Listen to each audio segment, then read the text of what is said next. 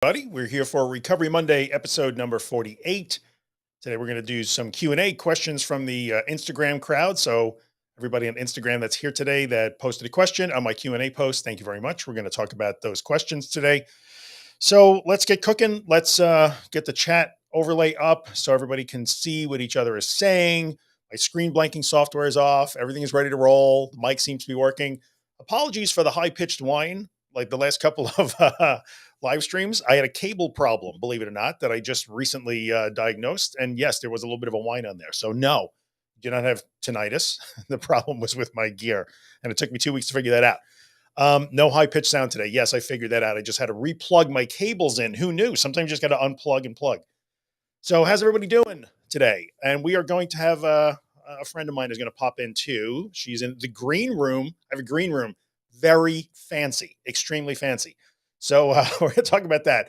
Before we get cooking, though, I'm going to remind you of just a couple of things.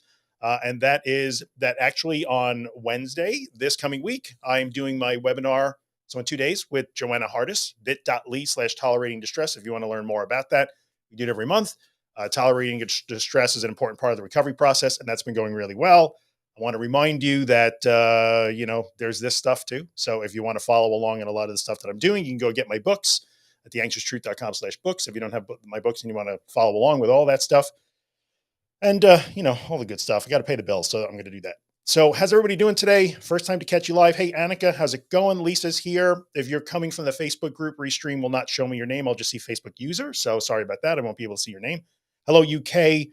YouTube isn't working for me. YouTube seems to be a little bit behind, but I do see people popping in from YouTube. So I guess it's working to a certain extent. Technology kind of sucks. So I'm going to put some questions up from the Instagram crowd. But before we do, hey, Tally, how's it going? Joe, what's up? Let us bring on a friend. I think a lot of you guys probably know her. Here she comes. Hello. There you Hi, are. Hey, everybody. Lily. Good to see you. If you guys are not familiar with Lily, Lily is here. I will put her up on the screen. Lily is one of my friends that I dig on Instagram because her content is just always so educational, psychoeducational, and informative. Welcome. Thanks for coming on today. Thank you. Thank you. I'm excited. And this is really, I've never seen it. I'm impressed. This is all new. Now you're cutting in and out, so you might want to check that. I hear you, but you're a little bit in and out. If you need to pop out and come back in, that's okay too. But if you got to plug stuff in, whatever. We're making it up as we go along. So it's all good. So anyway, as Lily gets stuff prepared, I want to see where everybody's coming from today. Yeah, Lily's cool. Lily knows the deal. Lily makes the most entertaining and psychoeducational reels. I have real jealousy when it comes to Lily. You're custom made for it. I have jealousy for. Can you hear me now? Should I go? You're in and out. So you're working, but your video is good. Your audio in and out. So we'll give it a shot. If you want to pop back in, that's totally fine. We'll make it work. So we'll get it cooking. Anyway, everybody is here. Houston is here. UK is here. Just listening to you with the Dare Girls. Oh yeah, Julie, I did that with Michelle and Aida. That was a couple of months ago. So I know they put that up in the Dare podcast. That was interesting to do. Ireland is here. YouTube is fine for me. Fort Myers, Florida. Lily's going to come back in. Let's see if this works for us. See if that's any better. You might have plugged in a mic or something. I don't know, a headset. You could try that too. Oh, you got a mic. Okay. Nah, you're in and out. You're speaking, but I can't hear it. I can't hear half of your words. Sorry. Oh, weird. Yeah. All right. We'll see how it works out. Anyway, let's pop in. We'll pop some questions up on the screen and we'll see if we can make the tech work here. So what do I have to put up? These are questions that I asked on Instagram. So I got a few that we can kind of work on. So Lily and I will try to take them. The first question is a health anxiety question. And it is, how do I distract myself when I'm in physical pain that constantly reminds me of my worries? And to me, the key word there is distraction, and whether distraction is what we're really looking for. So Lily, you want to start on this one and see what your thoughts are on this? Well, first of all, I just don't want to go. Can I do it on my phone? No. You can do it. Try it on your phone if you want, because I'm getting every other syllable. Unplug this. I mean, we don't need to just join on my Yeah, phone. you could try on your phone. It'll work on your phone. I'll be back. Okay. Okay. Sounds You good. can. So while Lily is popping back in, she's going to pop back in with her phone. Sorry for the technical problems, but I'll take this one. How do I distract myself when I'm in physical pain that constantly reminds me of my worries? I think there's two things in this. Number one is the idea of physical pain, which is real, 100% real. Um, I think there's nothing, I would say there's nothing wrong. Nobody wants to be in physical pain, but sometimes we do have issues that do cause physical pain. There are physiological issues that do cause pain. And that's no fun, and we have to deal with that. But sometimes then we take that pain and we glue it to the anxiety and the worry and the trying to solve and the overthinking and the fear. And that doesn't have to happen. So physical pain, if it's being caused by a physiological condition, a medical condition, an injury of some kind, there's nothing we can do about that except let's see if Lily comes back in, see if that's any better. Hey, hey. Hi, better? Yeah, it seems a little better on your phone. So we'll try that. Okay, let's see how it Okay. goes. So what I was saying about Okay, this great. question is that there are, sometimes there are issues in our life, whether it be injury or medical conditions that do cause actual physical pain, and that we have to deal with that. But sometimes we fall into the trap of gluing the overthinking, the fear, the anxiety, the rumination, the trying to fix things to the pain. And they, instead of being two separate things, they become the same thing. It all jumbled up like a ball of yarn. So I was kind of starting there. Have you had experience with this? It's definitely, and I think for me, what comes in is if if we're distracting and we think it's something important, that's not really good. If our underlying belief is, I need to pay attention to this pain because I need to focus on it. If we're distracting, so to me, it's kind of that underlying in, in your ability to like take care of yourself without being anxious, without being hyper vigilant. So if you just distract yourself, but you think, my God, this, then it's kind of going to be, um, well, it's not really going to work, you know? Right. So, I mean, because I'm not saying, oh, there's something wrong with, to me, distraction also can just mean being present, because I know when you and I have, in terms of, it's not physical pain, but it can be experiencing derealization and just to continue to do, it's not distraction, but you have an underlying understanding that, okay, I might be in pain, but it's actually safe. It's okay for me to what I'm doing. Yeah. And I know that if the pain gets so bad, there is some that will say, hey, you know what? I'm going to talk to my doctor about this or whatever it is. I'm going to change. So it's really understanding that it's okay not on our pain. And then we naturally can engage in life again. There do a podcast or do work knowing that we're not something, that we can still, oh, you can't hear me? It's doing that thing again where you're talking, but it's only picking up some of your words. I don't know if it's your How internet. weird. Yeah, it tells me you have a good connection, but I don't know. It's hard. Unfortunately, it's kind of tough to follow. It's annoying, but I'll go get headphones and see if that makes a difference. I'll let you talk We'll try it. until then. Okay. Sounds like a plan. Sorry, guys. Technology, live TV. It is what it is. So I will pick up on what Lily was saying. That is sometimes a situation that says, well, since I'm experiencing pain, I can't possibly handle this. And I'm going to glue it to my fear. I'm going to glue it to my uncertainty. Going to glue it to the belief that I'm not safe, that this has to be solved. And if I'm in a distressful situation, such as physical pain, it's intolerable and I should not ever be in this situation. When in reality, we can take care of those sort of things. And so you can, in the end, handle the physical pain in whatever way that you can, medically, physiologically. But the idea that you start from the premise that I have to distract myself from pain because I believe that I'm incapable of handling any state of distress, because it will just make me feel incapable, it'll make me feel weak, broken, afraid, uncertain, all of those things. But that's in many ways, sometimes that's just part of life. We don't get to not feel those things. Sometimes we have to. So I don't think you're trying to distract from the pain, to be honest with you. I mean, so you're going to have to go with the pain as it's there. It's not going to work anyway. So I think the first thing that Lily said, which was really valuable, was if you think you have to find a way to distract from the pain and it doesn't work because it's really hard to drown out pain with distraction, then it just amps up that whole thing even more. Like, this isn't working. What am I supposed to do now?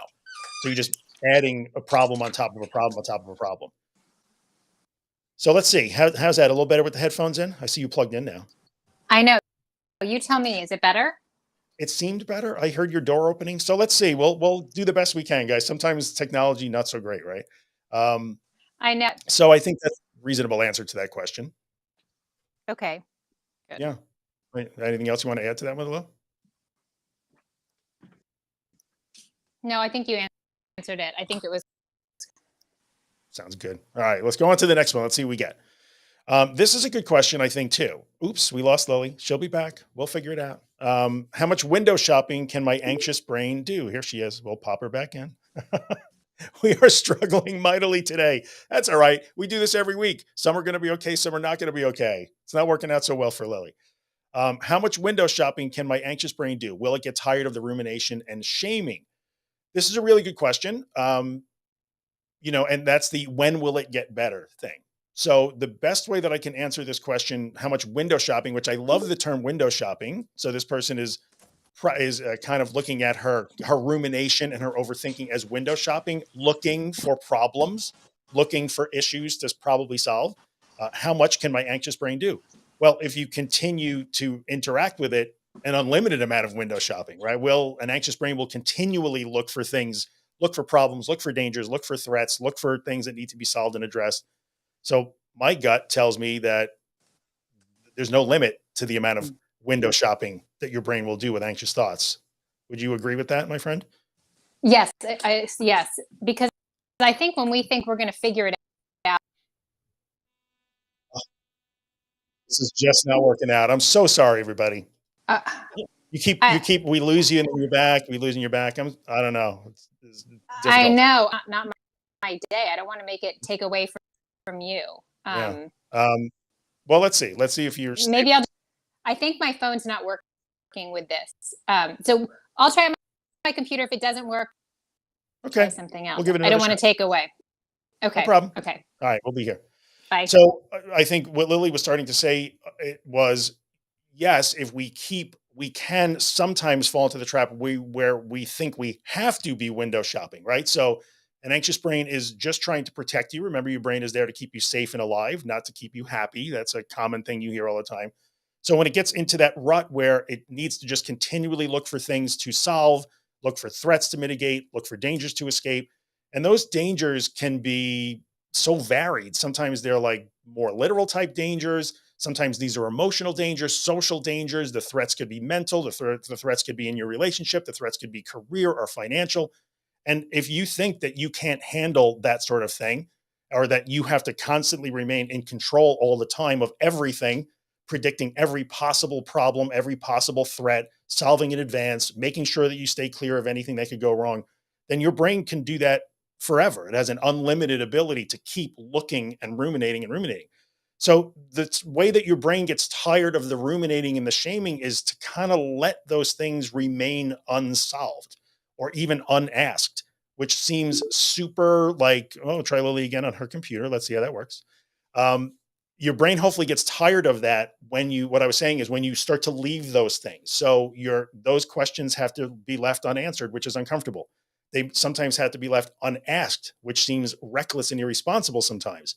And as far as the shame, trying to get rid of the shame with thinking about the shame doesn't really work either. And there's that famous thing that's, shame dies in the light.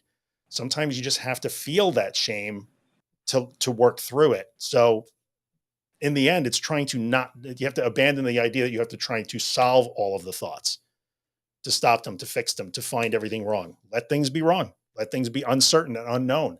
That's uncomfortable and might feel reckless or wrong, but that's the way that your brain ultimately gets tired of looking for those things in the end. I don't know if Lily can even hear me. Can you hear me, Lil? I can hear in and out. No, you're in and out still. I don't know what it is. Well, we tried. Took a shot at it. I don't know. Yeah. We'll give it a shot again maybe next week. We'll work it out ahead of time to see if it works. And then we'll get Lily back on though. She'll be all right. Thanks, Lil. Thanks for trying. See you next time. Sorry, guys. Technology is not helping us today. But let's see. So in the end, the idea that your brain is trying to latch on to all these different thoughts and problems that you have to solve and dangers that you just have to let them be. So I did a podcast on this called, there was the podcast I did about GAD drivers might be helpful. And the podcast that I did about learning to live recklessly, parentheses, but not really, is also part of that. But the shame thing is a little bit different animal too. Sometimes, unfortunately, shame is just something that we have to kind of bring out and let it be there and work through that. When we try to suppress it, there's a lot of information now and research that's done on shame now that tells us it doesn't really work out. It's better to bring it out and work through that. But unfortunately, sometimes you can't solve it if you think, well, I need to find a way to think about this so that I don't feel it. The object of the game is really you kind of have to feel it and you have to go through those things. So hopefully that helps. And I'm sorry for the technical problems, but we'll get Lily back in maybe next week. We'll try it again. So let's go to the next question. Well, you know what? Let's go through comments first because that might be better. Let's see. What are people saying about these things? Maybe, let's see, bad connection. Yep. Yep. Really breaking up. Yeah. Sorry, guys. I have a friend who keeps saying she feels that this doesn't apply to her because she thinks her anxiety is unique and different. I will touch on that for sure. Let me go through the Instagram questions and I'll come back in and we'll do the other questions. So let's do this question next. And this question, I have to paraphrase some of these because I can't put these giant, huge questions on the screen. I step outside, however, and seem to forget. This is a person who is working on it, right? Has been stuck sort of indoors, seems to be agoraphobic, I'm guessing. I have to infer that from her message. And she's saying that once she steps outside and tries to do the hard thing, she forgets everything.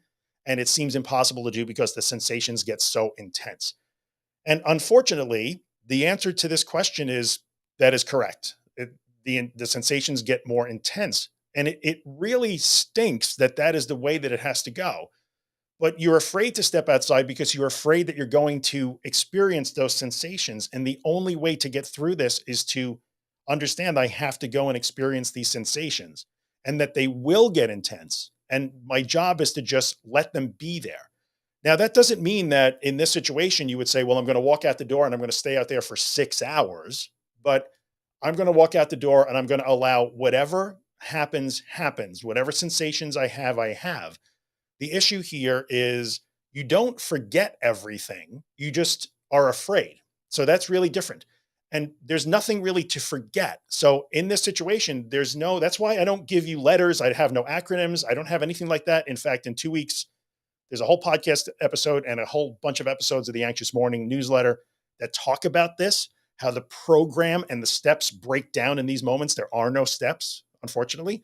So there's nothing to forget. You just have to remember when you're about to step outside or go into that exposure situation, that challenging situation, this is supposed to be hard for me. I'm about to do a difficult thing and I will let it be difficult because I understand why I need it to be difficult. I understand the lessons I'm trying to learn here.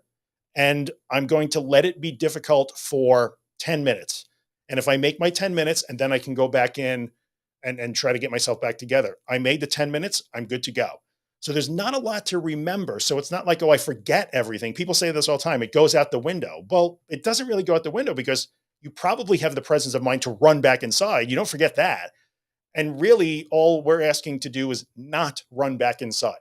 So 2 things here would be don't overcomplicate it. There's not a whole lot to remember other than why am I doing this? What am I hoping to achieve by it? And my job is to stay in these sensations for longer than I usually do. Right. There's nothing to remember. Bethany says nothing, basically do nothing. Just, I need to stay in this and allow it. I have to allow it to do that. So hopefully that helps with that question. I know that people say that all the time. I feel like, I listen to your podcast and I'm reading your books, but when I panic, everything goes out the window. But really, I'm not giving you a whole lot to do. I'm giving you less to do. And usually that question means, oh, I'm really hoping that there's some method that I'm supposed to use when I panic or when I get into that really scary situation that makes it easier for me to be in the situation or less scary or somehow gets me through it. But there's none of this is instructions on how to do that. The instruction is generally, you just have to do it, and you have to let go, surrender, allow, float, tolerate, all the words, all the words. So don't forget that that's what you're after here. Not a special way to be less afraid. You're not trying to be less afraid. You're trying to be better at being afraid. And I know I say the same things again and again, but that's kind of the way it works. I'm going to take this question next from Instagram, which I know you guys are going to be amazed that I put this up on the screen, but I'm going to answer it anyway. So somebody asked if hypnosis is helpful, and if so, how do you find a qualified person? This is a double-edged sword. Now, anybody who's been following me for a while knows that I have a tendency to say no to hypnosis, but there's a difference. It depends on how you're going to use it, right? So as we go through this journey, we get exposed to different people. We learn new things. People smarter than us in certain areas can teach us things. We have to remain open to this. So I'm going to tell you that there are clinicians that will use hypnosis alongside all of the stuff that we talk about. And some will say that their belief is that hypnosis is a way to get into a little bit more of a willing and accepting and open mindset, which is what we need. Like, I'm going to open myself to this experience. And some clinicians who practice hypnosis find that using hypnosis, which I am not an expert on in any way, I don't even understand it in a lot of ways. But when you find somebody who says, well, I'm going to use hypnosis as part of this process that will sound familiar if you're consuming my content, or all people who sound like me, they can use it as a tool in that, where it can help you get into a little bit more of a relaxed state, or a little bit more of an open state where, okay, I understand I'm going to do a really hard thing now. I'm going to chill out first, and now I'm going to go and do it. That can go both ways. I've been in conversations that say, yeah, but you don't want the person to get into a situation where they feel like they must go into their hypnotic state, or whatever that is called, before they can do the thing. So a good clinician will understand, no, this is a way to get the ball rolling. So it can be used as part of this. It can be a tool as part of the recovery process that you guys are familiar with. You guys are hearing me talk about all the time. What I don't like about hypnosis are hypnotherapists that undergo, whatever it is, a couple of 2 months of training, can call themselves hypnotherapists because they can, and then will tell you that hypnosis will cure your anxiety disorder. Run from that. So if you find a clinician who specializes in treating anxiety disorders, who happens to use hypnosis as part of that, I personally wouldn't have an issue with that. That can work. That there's evidently some value in that. I don't know if you guys follow Emma on Instagram. She's a Scottish anxiety lady. Wow, I think now she's called the Anxiety Whisperer. She may have changed, but so she uses hypnosis as part of her approach to treating anxiety, and she's a qualified psychotherapist, and I trust what she says. And she was the first one that opened me up to this idea. So hypnosis can be part of the deal. Just don't let anybody tell you that you go to a hypnotist and somehow or other this person will stop your panic attacks. You can use it as a tool. Evidently, it's a good way to induce a change of state and to help you get through some of these challenging situations and face what you have to face. So hopefully that helps. How would you find a qualified professional? And I'm probably going to catch some heat from this, but from what I understand, just about anybody can become a hypnotherapist with credentials from whatever school you decide to go to that teaches hypnotherapy. So I don't know how to tell you whether they're qualified or not. But I will tell you that it's always a red flag when a hypnotherapist with no other credentials except hypnotherapy will tell you that they are going to stop your panic attacks, or make your anxiety go away, or fix your OCD, or fix your social anxiety, or fix your health anxiety.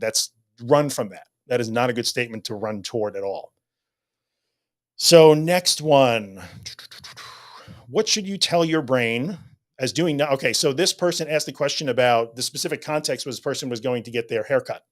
Now, for a lot of people watching today, 70 of you in the room now, you can understand that going to get your haircut could be a super challenge, right? Because you're trapped in the chair. You can't go. You might panic while you're getting a haircut. I get all that, right? I was there. So this person says, when they're getting their haircut, what should I tell myself? What should I do? What should I tell my brain? Doing nothing was increasing my anxiety. And the answer to this is, again, correct. That is correct. So that's actually part of what you're trying to do in that situation. When you do nothing, when your brain is certain that like nothing is a bad idea, I'm feeling more anxious. Correct. You need the experience that tells you, if I do nothing, my anxiety may peak.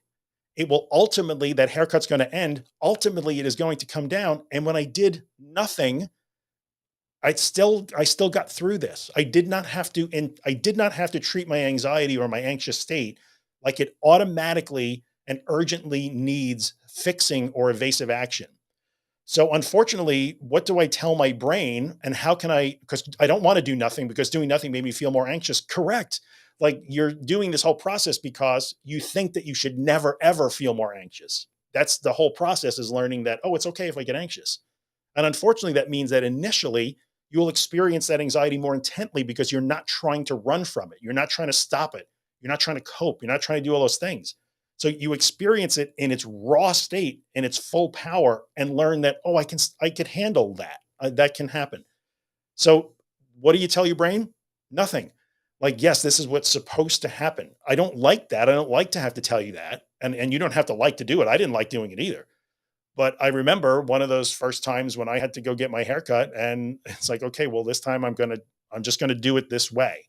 And that sucked. It was the least fun haircut I've ever had. It only takes 15 minutes to cut my hair, whatever. But it sucked, but it was a really valuable experience for me to have. So if you want to think about what you can tell your brain, think about what you're going to tell your brain before you get into that. So just like the person who said she gets afraid and forgets everything when she walks outside, the telling your brain and the self-talk and the instruction comes before. That's what gets you into the chair to get your hair done. While you're in the chair, there's not a whole lot of conversation that should be happening between you and your brain. Just let whatever happens, happens. So you can start by saying, okay, I'm afraid to go get my haircut because I'm afraid I might panic. I understand I have to go and experience that anyway. This is going to be uncomfortable. This is going to be scary. This is going to be really difficult. These are the things that I fear, but I understand why I have to do this. And I'm going to be as open as I can to this experience and do the best I can. The conversation between you and your brain is then over. And now you have to go and do the thing. And when you come out the other side, the conversation can begin. Man, did that suck? I hated that, but I'm okay. But I'm okay. Didn't like it. Don't want to really do it again, but look, I'm okay. I did it. So really the conversation between you and your brain is before and after. And yeah, Tally, I don't know how you guys do it. Big long hair where you're in that chair for hours. Respect. Don't know how you do it. Anyway, hopefully that helps. Let's see here. This will be the last one from Instagram, and then I'll see what was in the comments here. Did panic attacks and anxiety cause you to have gastrointestinal issues? I'm answering this because I said if they ask questions, I would answer it. Yes, of course. Many people. Now, me personally, I'm not a big anxious stomach guy. For whatever reason, that's just not the way my body works. So I was never the person who had to run to the bathroom or got nauseous. That just was not me. But I'm probably unusual. Like I was more of a breathing, dizzy heart guy than a stomach guy. Other people, it's incredibly common. Anxiety will 100% cause nausea, stomach pains. There's a knot in my stomach. I feel like there's a pit in my stomach. I feel like I have to run to the bathroom. 100%. Obviously you guys have heard me say this before. We literally have slang in the English language that talks about that. Like it felt like there was a knot in my stomach. There were butterflies in my stomach. Like we acknowledge it in just common language without even talking about anxiety, fear, and anxiety disorders. We know what it means. If you tell somebody, oh my God, like I was so nervous, I had butterflies in my stomach, or, when they told me that I had been laid off, I felt like I was going to puke, or like I just got a knot in my stomach. I felt like I was punched in my stomach. Everyone would understand. So yes, panic and anxiety can cause many people to experience gastrointestinal issues. That's normal. That's part of the process. Unfortunately, if you're one of those people, that's just one of those things you have to learn to get through. Sometimes that's exacerbated for people who have emetophobia, because if they feel anything gastrointestinal and they're terrified because vomiting is the worst possible thing that can happen to a human being and you will not hear otherwise, then that could definitely be an issue for sure. The gastrointestinal upset that comes with anxiety and panic, for somebody who deals with emetophobia, they will tell you that means that all bets are off. I will never allow it to happen. So yeah, sometimes that makes things even worse, right? So those are the Instagram questions. There were a couple more, but these are the ones that I could definitely answer. So let's go through the comments here and see what people have talked about. I'll put some stuff up on the screen real quick. And then I'm going to end it early this week because I have some stuff going on. But I have a friend. Let's put Aurora's thing up on the screen. I have a friend who keeps saying she feels like this doesn't apply to her because she thinks her anxiety is unique and different than everyone else's. Can you touch on thinking you are worse than others? Well, I think everybody at some point has that. I'm worse than everyone else. Sorry. Everybody at some point thinks this can't work for me because I'm worse than everyone else. Mine is worse than everybody else's. It can't work for me. You can think that, and just about everybody thinks that, but thinking it doesn't mean it's true. And a lot of times that's driven by like an aversion to the technique, if you will, or the approach. Like, I have to go do scary things. No, well, my anxiety is really bad, so it's not going to work for me. Unfortunately, it's a really common thought to see yourself as being worse than everybody else. Most people go through that at one point in time or another. Then I could say, other than just thinking it doesn't make it true. Sorry. Take a big step. Throw this up real quick. I'm feeling better. I feel like I want to take a big step. Excuse me. Drive much further than my safe zone instead of little steps is okay. You can always try it. Realistic expectations matter. Like in that situation, oh, I don't need these because Lily isn't here. Hang on. Realistic expectations matter. So like, hey, I'm going to really do something that I haven't done in a long time. It's going to be challenging for me. I'm going to give it a shot. If I get really scared or I panic because I do this really challenging thing, that's okay. That might happen. What can I learn from that? So yeah, it's okay to try those things. You don't have to like, it's not immediately a disaster if you try to do something that's too big or too much. Just understand what you're doing, why you're doing it, and maintain an awareness of what the goal is and be open to the experience, whatever it happens to be. If you panic when you do it, that's totally okay. All right. So let's see. I have about 2 more minutes I can do. Too much deep. Lots more steps. This is good. Can you touch on how I can stop making recovery an end goal? This is really common. Recovery is always the end goal, so you can't not think that. That would be unrealistic for me to say, like, well, stop trying to recover, because clearly that's why you're doing this stuff. But I think you have to be in a situation where you understand, well, recovery is my end goal. I do want to get better, but what's the best way to put this? Recovery is the why I'm doing. I do want to get better, but I'm just trying to have as many experiences as I can that teach me that I can handle this, right? I can handle this. I can rebuild a relationship with anxiety, panic, fear, my own body, my own thoughts, my own emotions, and let that be the goal. Like I'm trying to be better, not feel better. So do things that help you be better and let that be the goal that you're always after. And the feeling better, which is probably the way you're thinking of recovery, comes down the road.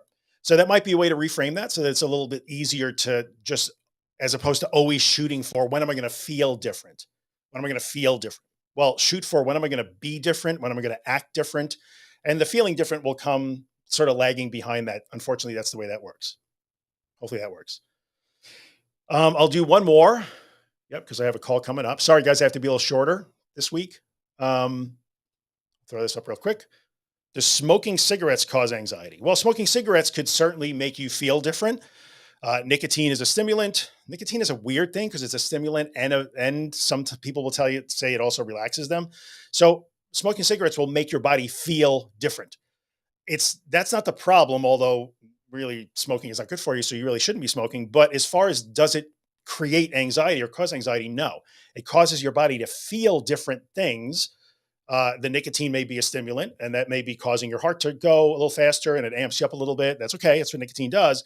It's the reaction to that you care about. It's the part where, oh my God, oh my God, oh my God, I feel this way. So we don't care about the physical effects of the cigarette. We care about your reaction to those physical effects. So it doesn't cause anxiety. It just causes you to feel things. All right. And yeah, I'd love to do the rest of these because you guys are asking good questions, but I can't because I have a call coming up and I could really only do about 35 minutes today. So I got to end it here.